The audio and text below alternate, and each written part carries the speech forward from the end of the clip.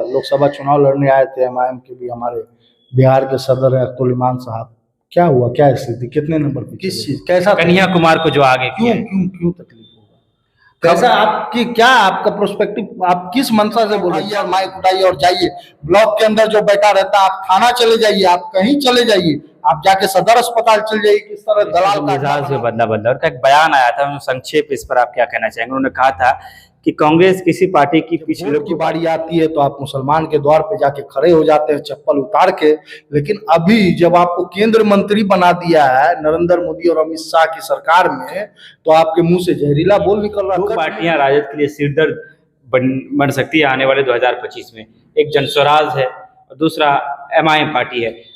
कहीं जो है राजद के वोटों में सेंधमारी हो सकती है, जिसका फायदा डायरेक्ट है, जो नुकसान जिसका नुकसान है। नहीं आएंगे, सीमांचल कहाँ है? इंग्लैंड में है, बांग्लादेश में है, पाकिस्तान में है, कि आपको पेट में दर्द को आगे बढ़ाया गया। और सुनने में बात आ रही है कि राजद को इससे बड़ी तकलीफ हो रही है। कुछ दिन पहले पप्पू यादव से राजद को तकलीफ था, अब कन्हैया कुमार को आगे करने से राजद की तकलीफें जो है वो बढ़ रही है।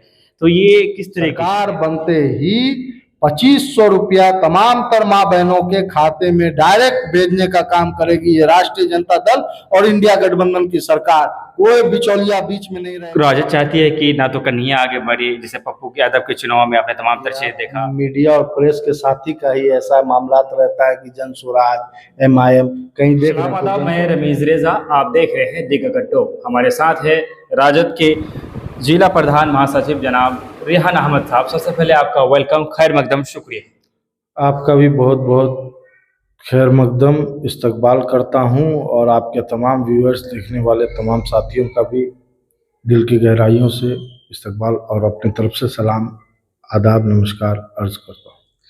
शुरुआत हम यहीं से करेंगे कि एक तरफ अफ्तार पार्टियों का जो है वो दौर चल रहा है, और ऐसे में कई मुस्लिम तंजीमें हैं जो नीतीश कुमार के अफ्तारों का जो है विरोध कर रहे हैं, एक तरह से बाइकआउट कर रहे हैं। और आज जदयू के जिला अध्यक्ष मास्टर मुजाहिद आलम के दावत अफ्तार में राजद के कई लोग जो है पहुंचे हुए थे, और उनमें से आपका भी पहुंचना हुआ था। तो इस पर आपका क्या अपना दृष्टिकोण है? नहीं, अब आपका कहना जो है पत्रकार महोदय बड़ी आश्चर्य लगता है। अफ्तार का दौर चल रहा है तो अफ्तार कब चलेगा? रमजान में ही चलेगा। अफ्तार का दौर क्या, लोग अफ्तार पार्टी करते हैं, अफ्तार का आयोजन करते हैं, जिसमें तमाम तरह के लोग आने का भी काम करते हैं। उसी का एक ये पहलू था कि आज मास्टर मुजाहिद साहब के न्योते पर तमाम महागठबंधन के साथी भी, राजद के लोग भी, जिनको इनको न्योता मिला, सारे लोग जाने का काम किए। हाँ, अब बात आप इसको लिंक कर दिए, दो चीज़ को एक साथ जोड़ दिए। जो मुस्लिम तंजीमें हैं उन्होंने नीतीश कुमार का जिस तरह से बाइकआउट करने का काम किया, वो आपका सवाल वाजिब है। तो क्यों किया? वो देखिए, एक तो उलमाए दीन और पूरे हिंदुस्तान के अंदर एक अपनी पहचान रखते हैं ऐसी तंजीमें, जो मामलात आज आपके सामने और पूरे हिंदुस्तान के सामने हैं वक्फ बिल को लेकर के। आज से पहले तो कभी ऐसा मामलात नहीं हुआ कि नीतीश कुमार के अफ्तार में मत जाओ, फलाना के अफ्तार में मत जाओ, लेकिन जो वक्फ बिल का मामला चल रहा है अभी पूरे हिंदुस्तान के अंदर, जिस तरह से भाजपा इसको पॉलिटिसाइज कर रही है और कहीं ना कहीं हमारे हक हुकूक के ऊपर हमला है। भारतीय जनता पार्टी किस मानसिकता के लोग उस पार्टी में हैं, ये कहीं किसी से छुपा हुआ नहीं है। सारी चीज़ें आप भी जानते हैं और जनता के भी बीच ये सारी चीज़ें हैं। तो आज जो भारतीय जनता पार्टी जो 400 पार का नारा दे रही थी, वो 240 पे सिमट गई है। लेकिन सदन का जो बहुमत सिद्ध करने के लिए 273, 273, 272, 72 है ना, तो ये आंकड़ा है, तो उससे कहीं ना कहीं पीछे है। तो जो नीतीश कुमार जी और चंद्रबाबू नायडू, जो अपने आप को पूरे हिंदुस्तान के अंदर लोग अपने आप को वो पेश करते हैं कि वो एज ए सेकुलर नेता है, और उनके बारे में कहीं ना कहीं वो जो शासनकाल भी रहा तो कुछ चीज़ सराहनीय भी है। तो उसी चीज़ों को लेकर के जब आप किसी पार्टी को सहयोग से, आपके सहयोग से वो केंद्र में सरकार चला रही है और वो कहीं ना कहीं मुस्लिम विरोधी काम करने जा रही है, तो आपसे उम्मीदें रखती है। आप उम्मीद पे खड़ा नहीं उतर के मुसलमान के खिलाफ जाके काम करेंगे तो मुस्लिम तंजीमें क्या करेंगे? हम लोग भी अपना विरोध दर्ज करने का काम किया। आप देखे होंगे कि कल के दिन गर्दनी बाग के अंदर जिस तरह से पटना के अंदर एक बहुत बड़ा जनसमूह इकट्ठा हुआ, एक आंदोलन हुआ, देश भर के तमाम तर नेता आए और हमारे नेता तेजस्वी यादव जी, यशस्वी मुख्यमंत्री और नेता प्रतिपक्ष वो तो मौजूद थे ही, साथ ही साथ राष्ट्रीय जनता दल के सर्वा और राष्ट्रीय अध्यक्ष जो अभी उस स्थिति में नहीं है, लालू प्रसाद यादव जी, क्योंकि उनके सेहत को लेकर के पूरा देश दुनिया जानता है कि किस तरह से भारतीय जनता पार्टी से भी लड़ने का काम कर रहे हैं और अपने स्वास्थ्य से भी लड़ने का लड़ रहे काम हैं। और उस चूंकि बात गर्दनी बाग की आई, धरना की आई, ऑफ वोट की बात आई, तेजस्वी यादव ने बड़ी मन से कहा था कि आपके लिए लालू यादव जो है आए हैं जिनकी की सेहत भी ठीक नहीं है और हम आप लोग के साथ खड़े हैं और हमारे जीते जी आपको कोई डरा नहीं सकता। लेकिन वहीं पर जितना माजी का बयान आया है वो कठमुल्ला बोल रहे थे कि जो लोग धरने पर बैठे हुए हैं कठमुल्ला शब्द का इस्तेमाल किया, आपने सुना होगा, क्या कहना चाहिए? बड़ी अफसोसजनक है। सबसे पहली बात तो उम्र में बहुत बड़े हैं और बिहार के पूर्व मुख्यमंत्री रह चुके हैं, उनको शोभा नहीं देता है। ये तो एक सीमित जो बात सारे लोग बोल रहे हैं, लेकिन एक इससे दिगर एक हट के आपको याद दिलाता चलूँ, जब यही जीतन राम मांझी हमारे साथ गठबंधन में थे तो आप याद करने का काम कीजिए महोदय कि भगवान प्रभु श्री राम के बारे में कैसे कैसे शब्दों का उच्चारण, कैसे कैसे शब्द रखे थे। तो इनकी शैली अब वो उस स्थिति में नहीं है, बूढ़ा पुरनिया हो गए हैं। अब उनका जो है मन मिजाज लगता है ठीक रहता नहीं है, क्या कब कितना बोलना है नाप तोल उनका बिगड़ गया है। तो क्या बोल रहे हैं आप इमामगंज से आप चुनाव जीतते हुए आए हैं, जब वोट की बारी आती है तो आप मुसलमान के द्वार पे जाके खड़े हो जाते हैं चप्पल उतार के। लेकिन अभी जब आपको केंद्र मंत्री बना दिया है नरेंद्र मोदी और अमित शाह की सरकार में, तो आपके मुंह से जहरीला बोल निकल रहा, कट मुल्ले। मतलब अगर मेरे हक और हुकूक को छीनने की बात हो और हम जाके विरोध प्रदर्शन करें शांतिपूर्ण तरीके से, तो कटमुल्ला ये भाषा होगी पूर्व मुख्यमंत्री की और वर्तमान केंद्रीय मंत्री की? एकदम दुर्भाग्यपूर्ण है, एकदम खंडन करना चाहिए। और कहीं ना कहीं अगर उनके अंदर थोड़ा भी मोरल बचा हुआ है तो आके बिहार की आवाम से, हिंदुस्तान की आवाम से उनको आके माफी मांगने का काम करना चाहिए। चुनावी साल चल रहा है, कुछ महीने बाद ही चुनावी रणभूमि में जो है पूरा बिहार जो है तब्दील हो जाएगा। ऐसे में सीमांचल की धरती में अररिया में तेजस्वी राजद का एक बड़ा जो है दावत अफ्तार का जो है कार्यक्रम चला। लोग कह रहे हैं कि चुनाव को देखते हुए ये तमाम तर चीज़ें की गई है, क्योंकि इससे पहले तो कभी हुआ नहीं। और उस मंच में हमने देखा कभी कई फोटो थे आपके, आप तेजस्वी के बगल में थे, आप स्टेज में नजर आए, कुछ बातें हुई उनसे। और क्या चुनाव को देखते हुए अफ्तार था? नहीं, अभी तो पत्रकार महोदय आपको हमने क्लियर किया, अवतार तो होते ही रहा है। आपको नहीं पता है क्या कि हमारे नेता आदरणीय लालू प्रसाद यादव जी पटना के अंदर किस तरह से अवतार पार्टी का आयोजन तो हमेशा से होता रहा है। ये हिंदू मुस्लिम एकता, एक सौहार्द को लेकर के मामलात रहता है कि भाई हम तुम्हारे पर्व त्योहार में आते हैं, तुम हमारे पर्व त्योहार में आते हो, यही तो गंगा जमुनी तहजीब है। लेकिन आपका जो मेन फोकस है 2025 का चुनाव है, अभी चुनाव नहीं होता तो शायद ही आप सवाल भी नहीं करते कि तेजस्वी यादव क्यों सीमांचल आ गए। सीमांचल क्यों नहीं आएंगे? सीमांचल कहाँ है? इंग्लैंड में है, बांग्लादेश में है, पाकिस्तान में है कि आपको पेट में दर्द हो रहा है? अरे भाई सीमांचल बिहार का ही हिस्सा है ना। तो बिहार में आए भाई, कई जगह गए, और भी जगह गए, दरभंगा जाने का काम किया और जगह गए, तो दावत अफ्तार में गए और लोगों ने उनके आह्वान पे 25-50 हजार लोग आए भाई। जितने लोग अंदर थे, मैं तो वहां साक्षी हूँ, जितने लोग अंदर थे उतने लोग तो बाहर थे। तो इस तरह का, और हमारे नेता का एक क्रेज है, क्रेज ऐसे ही नहीं बन गया है।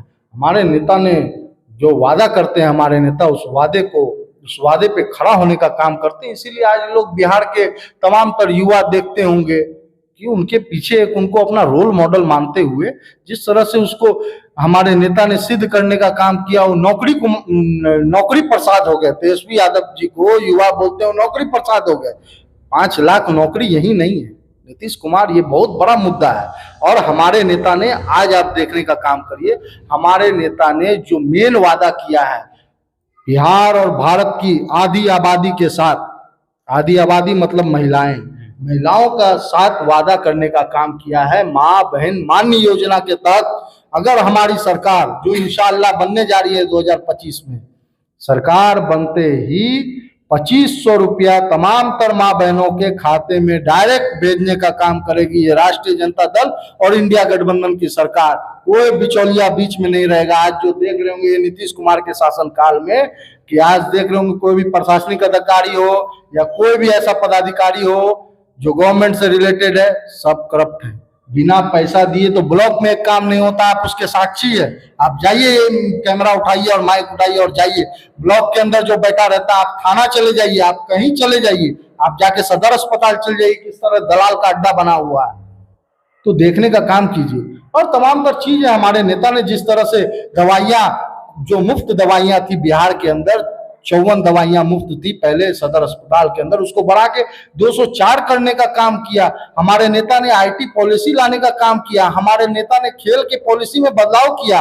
हमारे नेता ने अनगिनत काम किया, नौकरी तो दिया ही दिया। हमारे नेता ने मेन जो काम किया, जिसको लेकर के देश के अंदर मंडल और कमंडल की लड़ाई हुई, जिस हमारे नेता ने पूरे बिहार के अंदर एक मिसाल कायम करने का काम किया। जातीय जनगणना करा करके SC ST OBC को उसका हक हुकूक दिलाने का काम, करवाने का काम किया। उसको बढ़ा के, आरक्षण को बढ़ा के, जातीय जनगणना करा के आरक्षण बढ़ा के उसको लागू करने का काम किया। लेकिन यही भारतीय जनता पार्टी, जिसका कथनी और करनी में बहुत जमीन आसमान का अंतर है, यही भारतीय जनता पार्टी से आप क्यों नहीं सवाल पूछते हैं कि उस जातीय जनगणना की रिपोर्ट को, उसको 9वीं अनुसूची में शामिल करके हमारे SC ST OBC भाइयों को रिजर्वेशन बढ़ाने का उसमें जो काम करे। कांग्रेस के जब से नए प्रभारी बने हैं अल्लारू, कांग्रेस का जो मिजाज है बदला बदला, और का एक बयान आया था, उन्होंने संक्षेप इस पर आप क्या कहना चाहेंगे? उन्होंने कहा था कि कांग्रेस किसी पार्टी की पिछलग्गू पार्टी नहीं है। काहे किसी का पिछलग्गू बनिएगा? आपका पार्टी है, राष्ट्रीय पार्टी है, अब क्यों पिछलग्गू बनिएगा? लेकिन ये तो मानना होगा ना, ये उनके प्रदेश अध्यक्ष है, गणमान्य है, माननीय है, आज ठीक है, प्रभारी ने कहा तो माननीय है, क्योंकि कुछ तो उनके अंदर खूबी देखी होगी, तभी केंद्रीय नेतृत्व, जो कांग्रेस की नेतृत्व है, उसने बिहार भेजने का काम किया। लेकिन ये तो आप मानिएगा ना, बिहार की सबसे बड़ी पार्टी राष्ट्रीय जनता दल है। कहीं ना कहीं हर जगह आप आगे नहीं हो सकते। अब राजस्थान में जा करके हम कांग्रेस से आगे नहीं हो सकते, तो बिहार में आकर के आप राजद से आगे नहीं हो सकते हैं। साथ में मिलके चलना है। इंडिया गठबंधन जब बना है तो साथ में मिलके, जिसकी जहां जितनी ताकत है उसका उसी तरह से इस्तेमाल करते हुए हम लोग को एक इस दिशा में आगे बढ़ने का काम करना है। पलायन रोको, नौकरी दो यात्रा पश्चिमी चंपारण से निकाला गया, इसमें कन्हैया कुमार को आगे बढ़ाया गया, और सुनने में बात आ रही है कि राजद को इससे बड़ी तकलीफ हो रही है। कुछ दिन पहले पप्पू यादव से राजद को तकलीफ था, अब कन्हैया कुमार को आगे करने से राजद की तकलीफें जो है वो बढ़ रही है। तो ये किस तरह की चीजें हैं? किस चीज में तकलीफ? किस चीज? कैसा? कन्हैया कुमार को जो आगे क्यों क्यों क्यों तकलीफ होगा? कैसा? आपकी क्या, आपका प्रोस्पेक्टिव, आप किस मंशा से बोल रहे हैं? क्या तकलीफ? राजद चाहती है कि ना तो कन्हैया आगे बढ़ी, जैसे पप्पू यादव के चुनाव में आपने तमाम तरह चीजें देखा। अरे भैया, एक बात आपको बताते हैं, बिहार की अवाम इस 20 साल के शासनकाल में, नीतीश कुमार के शासनकाल में कहीं ना कहीं त्रस्त हो गई है। अब जो आप ये सोच रहे हैं कि कन्हैया कुमार, एक मुद्दा मत बनाइए। कन्हैया कुमार इकलौते अकेले थोड़े चल रहे हैं, पूरी कांग्रेस की टीम चल रही है, बिहार की पूरी कांग्रेस की टीम चल रही है, तो उसके साथ कन्हैया कुमार भी चल रहे हैं। ये विषय नहीं है, बस ये विषय आप देखिए कि नौकरी की स्थिति और जो पलायन, जो मेन मुद्दा है, उसको टारगेट कर रहे हैं। तो उसके साथ तो हम लोग, उस मुद्दे के साथ तो हमारे नेता भी बढ़ने का काम कर रहे हैं, और हम लोग एकत्रित होकर ही काम कर रहे हैं भाई। इंडिया गठबंधन हराने का काम करेगी। और नीतीश कुमार अब कहीं ना कहीं उम्र हो गया है, बुजुर्ग हो गए हैं, अब उनकी थोड़ा शारीरिक स्थिति भी ठीक नहीं है। विधानसभा के अंदर देख रहे होंगे, राष्ट्रगान हो रहा है, वहां पर देख रहे होंगे। तो अब नीतीश कुमार पुरानिया अब हो गए हैं, अब बुजुर्ग हो गए हैं घर के। तो अब नया समझिए कि नया गाड़ी, नया रोड होगा, और नया शहर और नया साल होगा। तो उस साल में जो 2025 का अब चुनाव होने वाला है, तो इसमें अब नए लोगों को मौका दिया जाए। बिहार का नेतृत्व तो कहीं ना कहीं एक टाइम पे आके एक ड्यूरेशन होगा ना भाई, कि अब आके तो नेतृत्व बदलेगा, युवा के हाथ में जाएगा। युवा को कमान देने के लिए बिहार की जनता ने कमर कस लिया है, और उस युवा को नहीं दे रहा है कि जिसको अनुभव नहीं है। ऐसे युवा के अंदर कमान देने जा रही है बिहार की आवाम, जिसको एक अनुभव है नेता प्रतिपक्ष रहने का भी, और सरकार में शासनकाल में रह करके बिहार का विकास कैसे हो, बेरोजगारों को नौकरी कैसे मिले, इसका अनुभव भी है। तो वैसे नेता के साथ, आदरणीय तेजस्वी यादव जी के साथ एक मिशन के तहत 2025 में सरकार बनने जा रही है, इंडिया गठबंधन की सरकार बनेगी और हम लोग कहीं ना कहीं बिहार की आकांक्षा आशा को पूरा करने का काम करेंगे। हालांकि राजद ने कई बदलाव किए हैं और तेजस्वी यादव भी मुखर तरीके से जो है राजनीति में अब चीज़ों को कर रहे हैं, लेकिन कहा जाता है कि दो पार्टियां राजद के लिए सिरदर्द बन सकती है आने वाले 2025 में। एक जनस्वराज है और दूसरा एमआईएम पार्टी है। कहीं जो है राजद के वोटों में सेंधमारी हो सकती है, जिसका फायदा डायरेक्ट है, जो जिसका नुकसान है राजद को मिले होगा। कोई जनता के बीच ऐसा मामलात ही नहीं है। आप मीडिया और प्रेस के साथी का ही ऐसा मामलात रहता है कि जन स्वराज एमआईएम, कहीं देख रहे हैं कोई जन स्वराज क्या हुआ? लोकसभा चुनाव लड़ने आए थे एमआईएम के भी, हमारे बिहार के सदर है अब्दुल इमान साहब, क्या हुआ, क्या स्थिति, कितने नंबर पे चले गए? और जन स्वराज जिसकी बात कर रहे हैं, नई नई पार्टी, ठीक है, क्या बोलेंगे इतना ज़्यादा बात? अभी चुनाव लड़े थे, लड़ने के बाद क्या स्थिति हुई, जितना गुब्बारा था सब हवा निकल गया। इसमें बोलना ज़्यादा, इस पर चर्चा करने का कोई विषय नहीं। वक्फ बोर्ड के लेकर आखिरी सवाल हम करना चाहेंगे कि राजद इस मुद्दे में परखड़ तरीके से जो है सामने आया है। आपने शुरुआत में ही कहा कि नीतीश कुमार और चंद्रबाबू नायडू चाहे तो वक्फ बोर्ड जो है वो विधेयक को जो है उसको वो रोक सकते हैं, लेकिन ऐसा वो कर नहीं रहे। राजद का अगला स्टैंड क्या होगा? खुल के खुलेआम सड़क से सदन तक हर संभव है, हर लड़ाई लड़ने का काम और वक्फ बिल के खिलाफ हर लड़ाई लड़ने का काम राष्ट्रीय जनता दल करने का काम, चाहे वो राज्यसभा के अंदर हमारे नेता मनोज झा जी हो, चाहे सदन के अंदर हमारे नेता तेजस्वी यादव जी हो, लोकसभा से लेकर के राज्यसभा, विधानसभा और विधान परिषद के अंदर हर जगह विरोध दर्ज करने का काम किया है और लड़ाई मजबूती के साथ लड़ने का काम किया। हमारे नेता, हमारे राष्ट्रीय अध्यक्ष तमाम तर लोग गर्दनी बाग जाने का भी काम किए और एक मजबूत संदेश की जो लड़ाई हर संभव प्रयास किया जाएगा इसके खिलाफ, सरकार के खिलाफ लड़ने का। चलिए, बहुत बहुत शुक्रिया, आपने अपना बेशकीमती समय दिया। ये थे हमारे राजद के जिला प्रधान महासचिव जनाब रेहान अहमद साहब, जिनसे हमने बातचीत की। कई गंभीर मुद्दों पर हमने चर्चा किया, वक्फ बोर्ड से लेकर तमाम तर चीज़ों को लेकर हमने बातचीत की। हालांकि इन्होंने दावा किया है कि इस बार तेजस्वी मुख्यमंत्री बनेंगे, राजद की सरकार आएगी। इनके दावे में कितनी सच्चाई है, इनके दावे की क्या हकीकत है, इसके लिए हमें समय का इंतजार करना पड़ेगा और 2025 के विधानसभा चुनाव तक का जो है हम इंतजार करेंगे। विदा लेना चाहेंगे, आपसे गुजारिश करेंगे चैनल को सब्सक्राइब करते हुए बेल आइकन को प्रेस करें और फेसबुक में है तो पेज को फॉलो करें और खबरों को शेयर करें। धन्यवाद, शुक्रिया अदा।